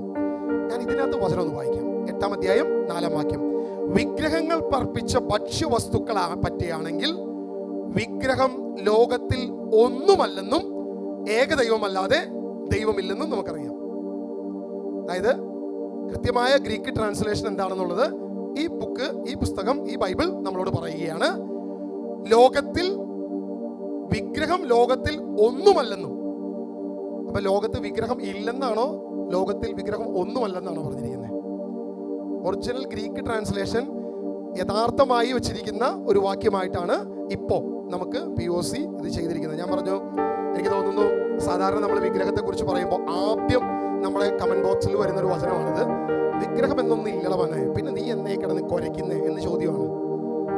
ഈ പറഞ്ഞുകൊണ്ടിരുന്ന പാവപ്പെട്ടവരുടെയൊക്കെ നെഞ്ചത്തേക്ക് കൊടുത്തൊരു അടിയാണ് POC ചെയ്തത്. എന്നാൽ ഇമാതിരി ചതി ചെയ്യരുതായിരുന്നു എന്നുള്ളതായിരുന്നു എൻ്റെ ഒരു അഭിപ്രായം. എന്തായാലും അവർ ചെയ്തു. എന്തോ ആകട്ടെ, അങ്ങനെ ഒരു സത്യം വിളിച്ചു പറയാൻ POCക്കായി വലിയ സന്തോഷമുണ്ട്. അതായത് ഗ്രീക്ക് ട്രാൻസ്ലേഷൻ കൃത്യമായിട്ട് കേൾക്കാം. വിഗ്രഹം എന്നൊന്നില്ല എന്നല്ല, വിഗ്രഹം ഒന്നുമല്ല. എടാ, നീ വിഗ്രഹത്തിന്റെ പിന്നാലെ പോയിട്ട് യാതൊരു ഗുണവുമില്ല. വിഗ്രഹം ഉണ്ട്, പക്ഷേ വിഗ്രഹം ഒന്നുമല്ല. നിങ്ങൾ ആ ട്രാൻസ്ലേഷന്റെ വലിയ മിസ്സിംഗ് ഒന്ന് മനസ്സിലാക്കാം. ഞാൻ ഡെസ്റ്റിൻ ഒന്നുമല്ല. ശരിയാ, നമ്മൾ സീറോ, നമ്മളൊന്നും അല്ല. നീ വചനം പറയാ, നീ ആരാ? നീ ഒന്നുമല്ലല്ലോ. ശരിയാ, സത്യമാണ്, നമ്മളൊന്നുമല്ല, നമ്മൾ സീറോ. കർത്താവാണ്. എന്തെങ്കിലും ഉണ്ടെങ്കിൽ നമുക്ക് കർത്താവേ ഉള്ളൂ, നമുക്കൊന്നുമല്ല, നമ്മൾ സീറോ. പക്ഷെ ഡെസ്റ്റിനി ഇല്ല എന്ന് പറഞ്ഞാലോ, എൻ്റെ അപ്പനും അമ്മയും പൊറുക്കുമോ? എൻ്റെ ചുറ്റുമുള്ളവർ പൊറുക്കുമോ? പോട്ടെ, എൻ്റെ ഭാര്യ പൊറുക്കുമോ? ഒരാളും പൊറുക്കാൻ പോകുന്നില്ല. കാരണം ഞാനുണ്ട്, ഞാൻ മരിച്ചിട്ടൊന്നുമില്ല, ഞാൻ ജീവനോടെ ഉണ്ട്.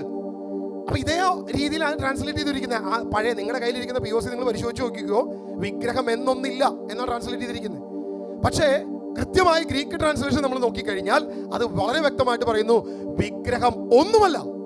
ഈ വിഗ്രഹത്തിന്റെ പിന്നാലെ പോയാൽ ഉണ്ടാകുന്ന മനോഭാവം എന്താണെന്ന് അതിന്റെ 7-ാം വാക്യം പറയുന്നുണ്ട്. അതുകൂടി വായിച്ചോ.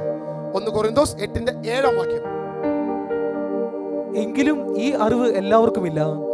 ഇതുവരെ വിഗ്രഹങ്ങളുമായി ബന്ധപ്പെട്ട് അതിന് മുമ്പുള്ള വാക്യം നമ്മൾ വായിച്ചു. അതായത് അതുകൂടി വായിച്ചിട്ട് പറയാം. എങ്കിലും നമുക്കൊരു ദൈവമേ ഉള്ളൂ. ഒരു ദൈവമേ ഉള്ളൂ.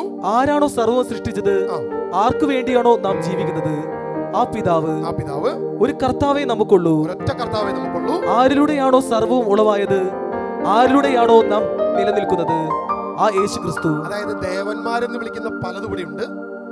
പല മേഖലകൾ ദേവന്മാരും അല്ലെങ്കിൽ ദൈവങ്ങളിൽ നിന്ന് മനുഷ്യർ തെറ്റിദ്ധരിച്ചു വിളിക്കുന്ന പല കാര്യങ്ങളുണ്ട്. പക്ഷെ അതൊന്നുമല്ല.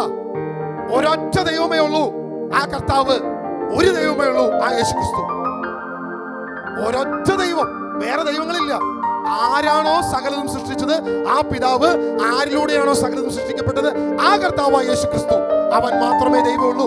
ഒരൊറ്റ ദൈവം, മറ്റൊന്നുമില്ല എന്ന് പറഞ്ഞ് 7-ാം വാക്യത്തിലേക്ക് വരുമ്പോ, എങ്കിലും ഈ അറിവ് എല്ലാവർക്കുമില്ല, ഈ ബോധ്യം എല്ലാവർക്കുമില്ല.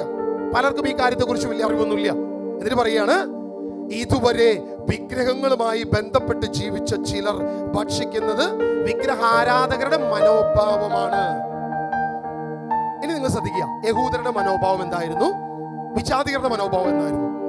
വിജാതികൾ ഫിലിസ്തീനയുടെ കാര്യത്തിൽ വന്നപ്പോൾ അവർ കുരുവിനെയും എലീനെയും ഉണ്ടാക്കിയ മനോഭാവമായിരുന്നു അവർക്ക്. കാരണം എന്താ, അവർ വിജാതീയരാണ്, അവർ വിഗ്രഹങ്ങളെ ആരാധിച്ചിരുന്ന മനോഭാവമാണ് അവർക്ക്. യഥാർത്ഥ ദൈവത്തെ കണ്ടപ്പോഴും അതേ മനോഭാവം തന്നെയാണ്, യാതൊരു ചേഞ്ചും ഇല്ല.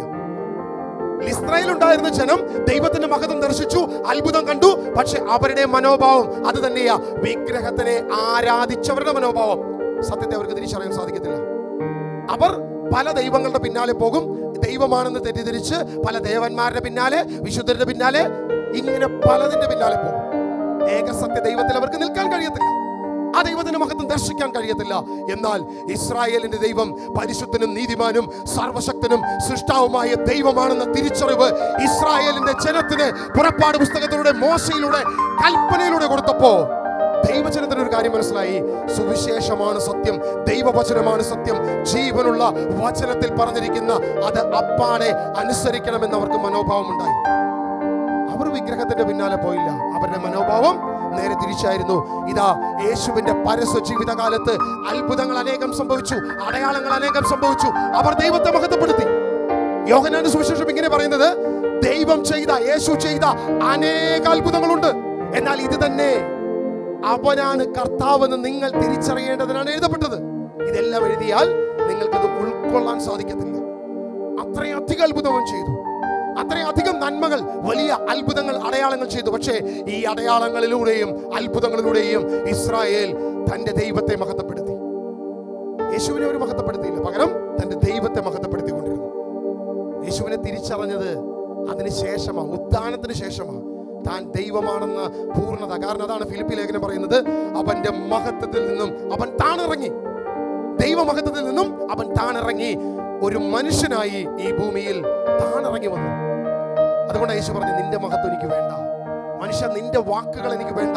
സ്വർഗസ്ഥനായ പിതാവ് ലോകസ്ഥാപനത്തിന് മുൻപേ എന്റെ മഹത്വം അവൻ പറയണം, ഇതാണ് എന്റെ പ്രിയപുത്രൻ, ഇവനിൽ ഞാൻ പ്രസാദിച്ചിരിക്കുന്നു എന്ന് പറയുന്ന ദൈവത്തിന്റെ മഹത്വം അവൻ സ്വീകരിക്കുന്നത്, അല്ലാതെ മനുഷ്യന്റെ മഹത്വം എനിക്ക് വേണ്ട എന്ന് യേശു പറയുക.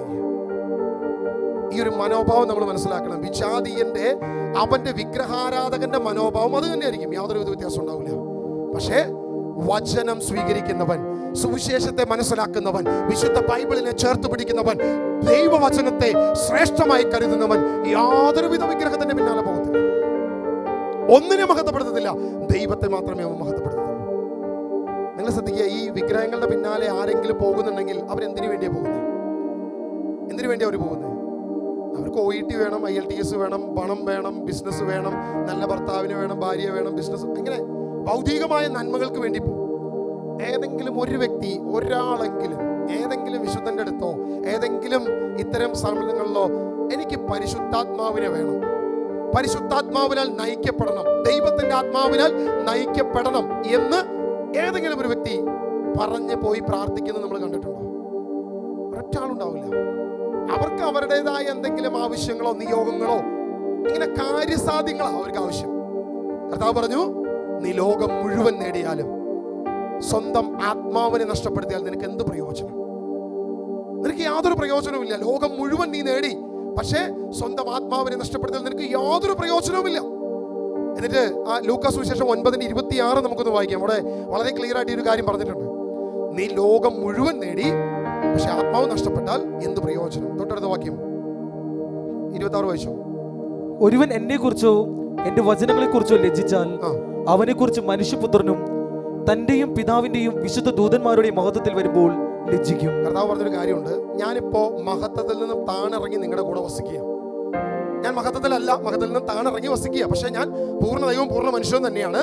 ആ മഹത്വത്തിൽ നിന്ന് താണിറങ്ങി നിൽക്കുമ്പോ ഞാൻ പറഞ്ഞ സുവിശേഷമുണ്ട്, ഞാൻ പറഞ്ഞ ദൈവത്തിന്റെ വചനമുണ്ട്. അത് നിങ്ങൾ സ്വീകരിക്കുന്നില്ല, അത് നിങ്ങൾ ഏറ്റെടുക്കുന്നില്ല. പകരം നിങ്ങളുടെ ചിന്ത, നിങ്ങളുടെ മനോഭാവം വിഗ്രഹത്തിന്റെ പിന്നാലെയാ. ലോകം മുഴുവൻ നേടിയാലും സ്വന്തം ആത്മാവിനെ നഷ്ടപ്പെടുത്തി നിങ്ങൾക്ക് എന്ത് പ്രയോജനം? എന്നിട്ട് പറയുക, എന്റെ വചനത്തെ പ്രതി നീ ലജ്ജിച്ചാൽ മഹത്വത്തിൽ ഞാൻ വരുമ്പോ നിന്നെ കുറിച്ച് ഞാനും ലജ്ജിക്കും. എന്നാൽ എന്റെ വചനത്തെ പറ്റി നീ ശ്രേഷ്ഠമായി കരുതുന്നുവെങ്കിൽ, അതിനെ ചേർത്ത് പിടിക്കുന്നുവെങ്കിൽ, ദൂതന്മാരുടെ മുൻപിൽ നിന്റെ നാമവും ഞാൻ ഏറ്റുപറയും, നിന്റെ പേരുകൾ ഞാൻ ഏറ്റുപറയും. മഹത്വത്തിൽ ഞാൻ വരുമ്പോ ഞാൻ നിന്നെ കൂടെ കാണും. ഇതാ കർത്താവ് തന്ന വാഗ്ദാനം. ഒന്ന് കണ്ണുകൾ അടച്ച് കർത്താവിന് മുമ്പിൽ എന്ന് പറഞ്ഞേ, കർത്താവേ, നിന്റെ വചനം ഞങ്ങൾ ശ്രേഷ്ഠമായി കരുതുന്നു. ലോകത്തിലെ മറ്റൊന്നിനെ ഞങ്ങൾ നോക്കുന്നില്ല, ബാക്കിയെല്ലാം ഞങ്ങൾ വിടുകയാണ്. വിഗ്രഹങ്ങളാകട്ടെ, വിശുദ്ധരുടെ പിന്നാലെ പോകുന്ന പരിപാടികളാകട്ടെ, മറ്റുള്ള മനുഷ്യരെ മഹത്വപ്പെടുത്തുന്ന മേഖലകളാകട്ടെ, അതെല്ലാം ഞങ്ങൾ വിടുകയാണ്. സർവശക്തനായ ദൈവത്തെ അല്ലാതെ ഞങ്ങൾ ഇനി മഹത്വപ്പെടുത്തത്തില്ല. കാരണം സ്വർഗം ആഗ്രഹിക്കുന്നത്, സ്വർഗം സന്തോഷിക്കുന്നത് ഈ മഹത്വത്തിന് വേണ്ടിയിട്ടാണ്. എത്ര പേര് ആഗ്രഹിക്കുന്നുണ്ട് ഒരു പരിശുദ്ധാത്മാവ് ഞങ്ങളെ നയിക്കാൻ ആഗ്രഹിക്കുന്ന എത്ര പേരുണ്ട് ഈ കൂട്ടായ്മയിൽ? എന്നെ ലോകമല്ല നയിക്കേണ്ടത്, വിഗ്രഹ മനോഭാവമല്ല നയിക്കേണ്ടത്, വിഗ്രഹ ചിന്താഗതിയല്ല നയിക്കേണ്ടത്, മനുഷ്യനല്ല നയിക്കേണ്ടത്, മനുഷ്യന്റെ കരമല്ല എന്നെ നയിക്കേണ്ടത്, ദൈവത്തിന്റെ പരിശുദ്ധാത്മാവ് എന്നെ നയിക്കണം. ലോകത്തെ മറ്റൊന്നും എന്നെ നയിക്കണ്ട, ദൈവത്തിന്റെ പരിശുദ്ധാത്മാവ് എന്നെ നയിക്കണം. ആ പരിശുദ്ധാത്മാവ് എന്നെ നടത്തേണ്ടത്. കർത്താവിനോട് പറഞ്ഞേ, കർത്താവേ, ഇന്ന് കേട്ട വചനത്തെ പോലെ ഇന്ന് ഞങ്ങൾ ദൈവത്തെ ആരാധിക്കുന്നവരായി, ദൈവത്തെ മഹത്വപ്പെടുത്തുന്നവരായി ഞങ്ങൾ കർത്താവിന്റെ മുമ്പിൽ നിൽക്കുക. യേശുവേ, ഞങ്ങളിത് ആഗ്രഹിക്കുക. യേശുവിന്റെ മഹത്വം ദർശിക്കുവാൻ, യേശുവിന്റെ മഹത്വം കാണുവാൻ ഞങ്ങൾ ആഗ്രഹിക്കുക. ആ പരിശുദ്ധാത്മാവിന്റെ ശക്തി ഞങ്ങളെ നയിക്കാൻ അവർ ഇറങ്ങി വരണമേ എന്ന് പ്രാർത്ഥിക്കുന്നു.